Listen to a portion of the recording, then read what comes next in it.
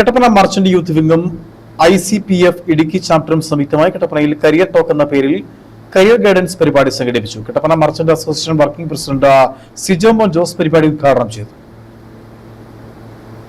ഒരു കാലഘട്ടത്തിൽ കൂടിയാണ് അത് ബിസിനസ്സിനാണേലും അല്ലാതെ ഏത് ഒരു ചെറിയ സംരംഭമാണെങ്കിൽ പോലും നമുക്കൊരിക്കലും നല്ല രീതിയിലുള്ള വിദ്യാഭ്യാസവും നല്ല രീതിയിലുള്ള കാര്യങ്ങളും ഇല്ലാതെ നമുക്ക് മുന്നോട്ട് പോകുവാനായിട്ട് സാധിക്കില്ല.